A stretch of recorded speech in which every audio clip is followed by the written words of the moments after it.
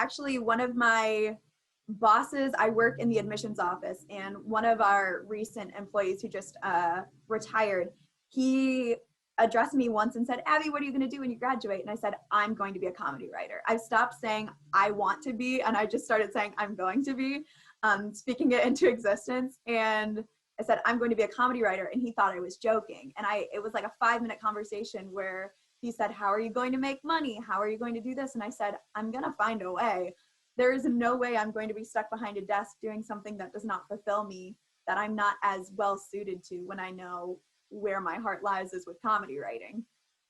So that definitely carries over to when I go home to family, friends. My immediate support system is very, very supportive, but it is those others that don't see me as often, who just don't quite understand why I would waste my talents on an art profession when I'm a great communicator. Why not go into communications? Things like that, things that they see as more worthy and more suited for me when I know what's suited best for me. I was telling my roommate this the other day, my love language is words of affirmation. So this week I've been living on a high with everyone complimenting me and being like, you did so good.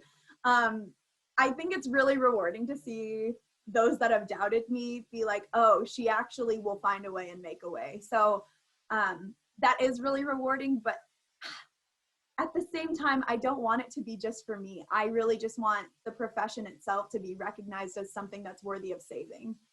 The biggest thing I could think to do was the TED Talk, because I knew it wasn't just a Valpo stage, it was a national stage.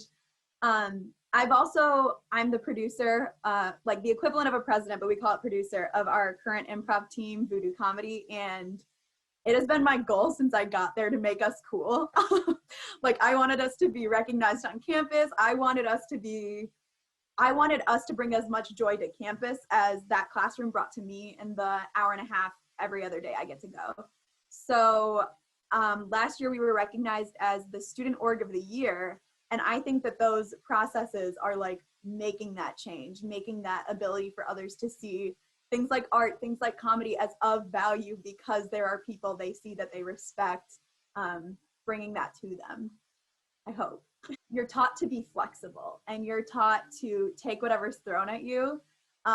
Anyone who's nervous about job interviews should take one improv class and they'll be fine, because even class projects, like knowing how to do improv and being prepared to take on those weird questions, heavy hitter questions, that's important. And I also think learning how to be a supporter in those positions, you can gain from improv too.